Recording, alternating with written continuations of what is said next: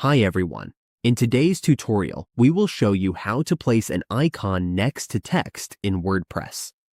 This is a great way to make your content more visual and easier to follow.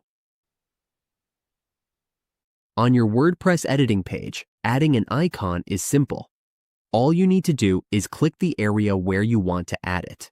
For example, to add an icon like this one, just click the plus button, select the black inserter, and then type icons in the search box.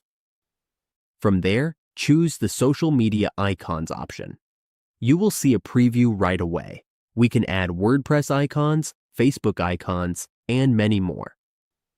We can add as many icons as we need, as long as they fit our site. As you can see, the icon now sits right beside the text. This makes it easy to align icons next to text using WordPress blocks, page builders, or plugins. It helps highlight key information and makes our layout look cleaner and more professional. And that is how we place an icon next to text in WordPress. With this simple method, our website can look more polished and engaging.